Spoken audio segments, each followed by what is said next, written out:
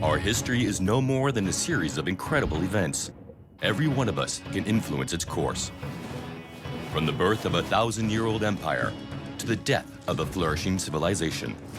From the creative genius of a handful of men to a worldwide cultural revolution. From the darkest of totalitarian visions to the most horrific of great wars. From the heroic resistance of an entire people to the iron determination of a minority. The most infinitesimal of our decisions can influence the future of humanity. To know the past is to foresee the future. April 7th, 2018. As they have done for 3 centuries, regiments from all units of the nation's armies have converged on Paris and are parading on the Champs-Élysées before their sovereign, Louis XII, King of France. At the end of the period of troubles of the Fronde, the defeated King Louis XIV was forced, reluctantly, to share his power. Like its English neighbor, the French monarchy becomes parliamentary, with the king having no more than a symbolic, representative role. Today, he is the heir of an uninterrupted 1,000-year line and contributes to the projection of the kingdom throughout the world. But none of this ever happened. In the 17th century, a terrible period of civil war, the Fronde, will lead to unshared rule by one monarch, Louis XIV.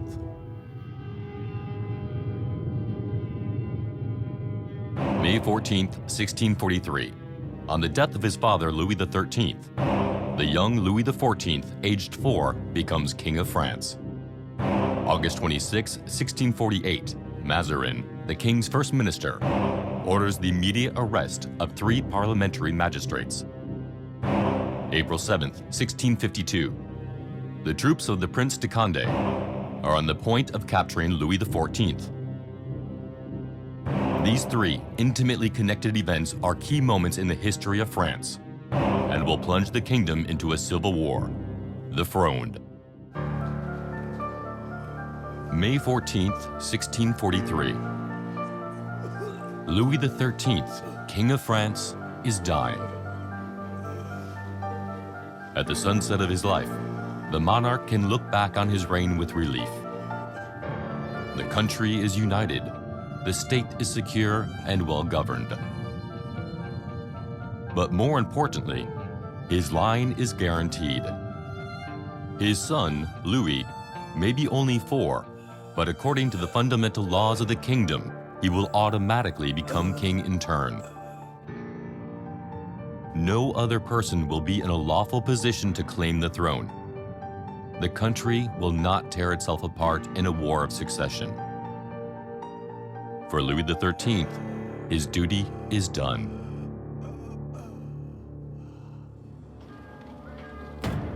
And yet, nothing was simple. The first half of the 17th century saw war and dispute. However, amidst the plotting, beset by enemies, the king was able to count upon the unwavering support of the skillful Cardinal Richelieu. A subtle strategist with an iron fist, the Cardinal was also a patron of the arts and, above all, a wise counselor. Richelieu supported creativity from the earliest days and created the Académie Française at the same time as he was turning the kingdom into a first-rate power. With him, Louis XIII becomes an absolute monarch. More importantly, he pledged total loyalty to the king. In his eyes, there was no greater honor than to work for the glory of the French crown. Louis XIII and Richelieu complemented each other. One advised, the other knew how to listen and to command. Together they were able to overcome ordeals, foil plots, and isolate their adversaries. Together, they laid the foundations of a strong, modern France. After a long life of intrigue and advice, Cardinal Richelieu dies at the age of 57. He leaves a final recommendation with his monarch. He nominates a man to take over from him, Cardinal Mazarin. Louis XIII is intelligent enough to bring him into his council immediately, because the king has been sick for a long time. He knows the end is near and appoints Mazarin as his son's godfather. With this gesture, he confers legitimacy upon him. 3 weeks later, after lengthy death throes, the king dies. For the French kingdom, the time has come to celebrate the accession of its new monarch, Louis XIV, but also to see who will rule the kingdom while waiting for the 4-year-old child's majority.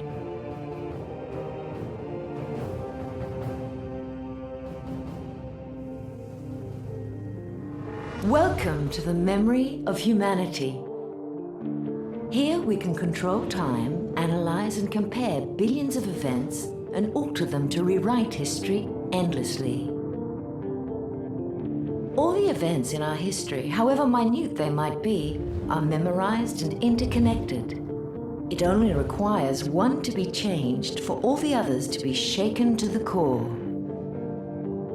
The king is dead. Long live the king. In this simple sentence lies all the power of the principle of heredity of the crown. When a king dies, he leaves an empty place. These moments of hesitation are extremely dangerous for a kingdom. If several pretenders seek to take over, the country can descend into terrible wars of succession. For centuries, the principle of heredity automatically hands the throne to the first male descendant of the dead king. At the very second that a king dies, his son immediately becomes the new monarch, thus avoiding any contestation. If the child is still a minor, a member of the family is appointed to govern in his name until his majority. This period is known as a regency. In France, nobody, not even the king himself, has the power to change this law. The mechanism appears infallible.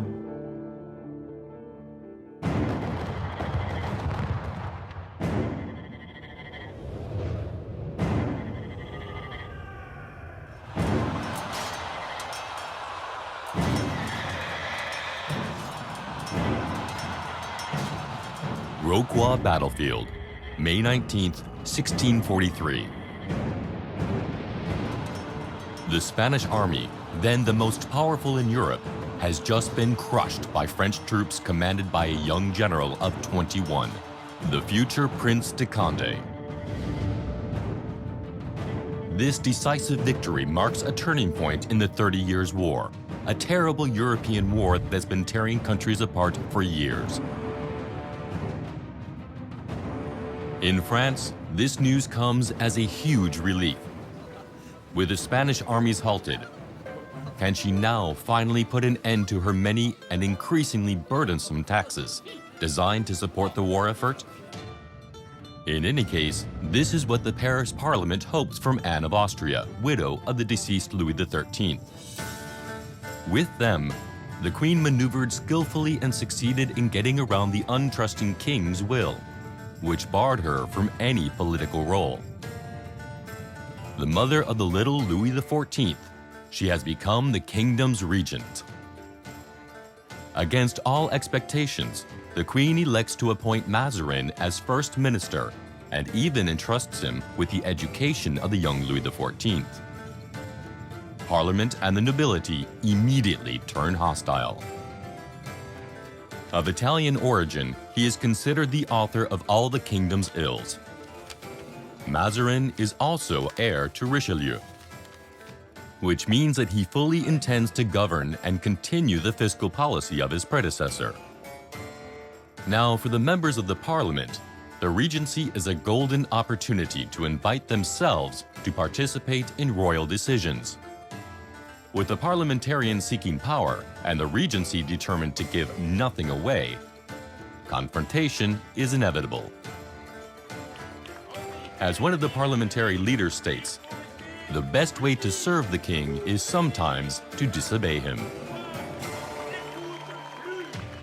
Very quickly, events gather pace. The Regency orders the suspension of salaries to a large number of magistrates, who immediately go into opposition. Parliament defies the Regency and attempts to impose its conditions in the form of a 25-article charter. Royal power is under direct threat. The tone rises. The anti-establishment movement even has a name, the Fronde. Finally, Mazarin orders the arrest of 3 leaders. To cover the operation, he uses a holiday held in Paris to celebrate a fresh victory against the Spanish armies. However, the news travels like wildfire, and soon the whole of Paris takes to the streets. The city, galvanized by parliamentarians ready to push to the limit, is filled with barricades. Mazarin is forced to give way. He now knows that he must be wary of the Parisians. On the night of January 5th, 1649, the court secretly leaves the rebel capital to prepare its riposte. From the Chateau of Saint-Germain, Mazarin drafts 10,000 soldiers to the Prince de Condé, the shield of the kingdom against the Spanish and a distant cousin of the king. His mission? Besiege Paris, cut off supplies to the city, and stifle the Fronde. Hurriedly, Paris forms a militia, but is unable to resist the king's professional soldiers. On March 11th, the Peace of Roye puts an end to the Parliamentarians' Fronde. The King's Justice. In the 17th century, the King of France had some special rights at his disposal. He could, with a simple letter, order the incarceration without trial or the exile of any subject of the realm. Known as lettres de cachet because they bore the seal of the king, each could equate to life imprisonment or even death without any form of process, sometimes even in the greatest secrecy. Thus, personalities like Voltaire or Fouquet will fall victim to arbitrary royal decisions and end up in prison without trial on the simple decision of the king. In our day, in our democracies, such a situation may appear to belong to another age. And yet, in the name of state reasons, numerous countries have passed anti-freedom laws, such as the American Patriot Act of 2001. The possibility of defending oneself before a fair system of justice is one of the basic principles of the rights of man, and, in a democracy, the laws must be the same for all. The greater the effort contributed, the greater the consequent reward must be. That is why, as recompense for his loyalty to the king and his intervention in Paris, the Prince de Condé demands the Ministry of the Admiralty, and for his loyal followers, key posts in the army and the administration. No more, no less. Mazarin immediately sees the danger. On January 18, 1650, he arrests Condé, his brother Conti, and the Duc de Longueville, and imprisons them at Vincennes. At once, all their supporters rise up in rebellion. This new Fronde has a name, the Prince's Fronde. In hoping to be finished with the troubles, Mazarin has just thrown the kingdom into a civil war that will bring even more powerful forces into play. In a kingdom torn apart, the game of alliances will bring armies face to face in major battles, create spectacular reversals of situations, and above all, be the scene of a drama where the actors switch from one camp to another in a tumult of fantastic betrayals and heroic acts of daring. From the outset, the parliamentarians who were defeated a year earlier join in the Prince's Fronde.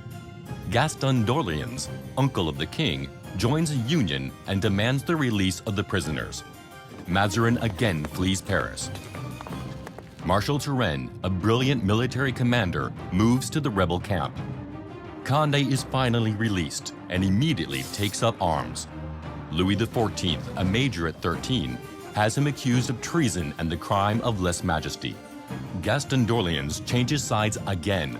Louis XIV recalls Mazarin. Turenne rejoins the king. Paris, in a total confusion, doesn't know which foot to lead on. Each parliamentarian is now dancing to his own tune. It is against the background of a small village in Burgundy that the main scene is played out. Condé, at the head of his troops, is pressuring the royal armies. The prince is about to capture the king when, playing the last royal card, Turenne launches what remains of his troops in a desperate counterattack. His Majesty's soldiers break the encirclement and rescue the king. Condé has just allowed his chance to slip through his fingers. We have just reached a turning point. A turning point is a key event, a crossroads in our history where the world swings one way or the other. The Prince de Condé has just failed to capture the king. If Turenne had not tempted fate, Louis XIV and his court would have fallen into the hands of the rebels. The course of events could then have taken a totally different direction.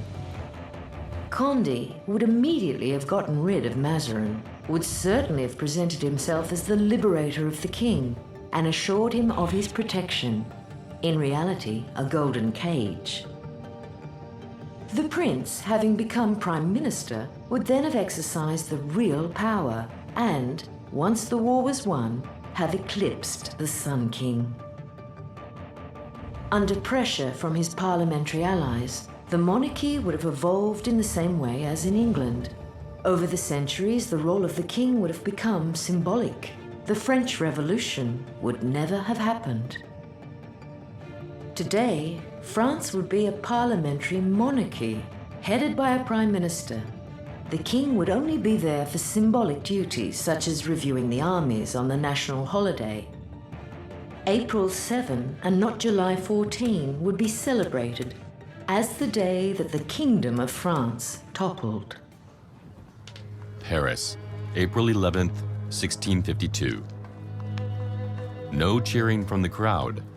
The bells are silent. Condé no longer represents the invincible military chief, the hero of the Fronde. Although some nobles remain at his side, the parliamentarians are divided. The royal army is at his heels, and the dice appear to be cast. The prince narrowly succeeds in getting what remains of his army back into the capital and avoids disaster. But the situation is not brilliant. The loyalists are in the stronger position. One after another, the rebels abandon the ship. To ease resentment and foster a peaceful outcome, Mazarin again goes into exile.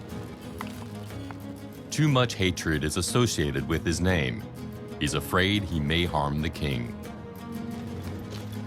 On October 21st, Louis XIV makes a triumphant entry into Paris and sets up his court in the Louvre Palace. The vice is tightening. The next day, the king proclaims a general amnesty. As Mazarin desired, there will be no blood on the royal crown. However, precautions are taken. Parliamentarians are banned from meeting without being invited to do so by the king or to meddle, closely or distantly, in matters of state. After years of the regency, Louis XIV is no longer 4 years old. He ceases to be a toy in the hands of the grown-ups. He is the king of France. He is only accountable to God. He recalls Mazarin to his side. Condé and Conti, the two rebel brothers, cannot bring themselves to accept the amnesty. They are once again found guilty of the crime of lèse-majesty. The man they once called the Great Condé, and who one day dared challenge the king, is forced into exile. In 1654, a judgment by the Parliament condemns him to death. The Fronde is over. The hour belongs to the king. Learning to become king.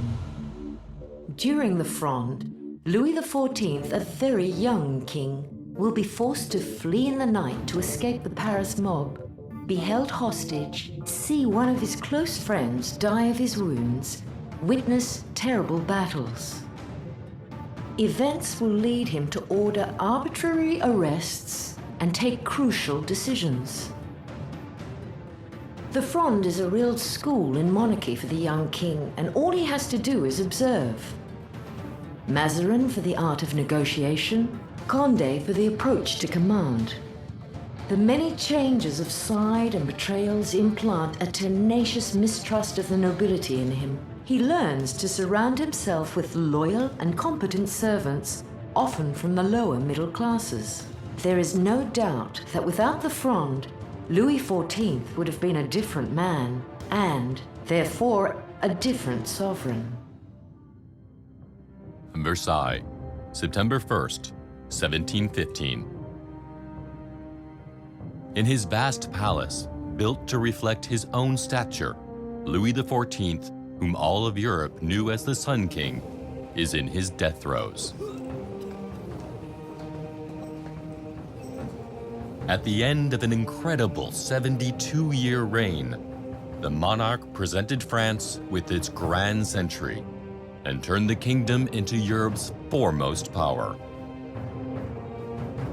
Louis XIV is the king of an unshared monarchy, of the absolute monarchy. He embodies the perfect image of the king in all his power and his majesty. For on the day after the Fronde, Louis XIV, then a young adult, learned a capital lesson. The state is the king, and nobody else. In 1661, on the death of his precious First Minister Mazarin, the monarch, aged 22, announces to his council that he will henceforth govern alone. As early as 1663, he strips the parliaments of all real power and demands strict obedience from all his subjects. Surrounded by excellent counselors, Louis XIV consults, listens, but decides alone. Under his directives, outstanding ministers such as Colbert and Louvois undertake profound and necessary fiscal reforms. He gives the brilliant Vauban the mission of erecting a belt of modern fortresses around the realm.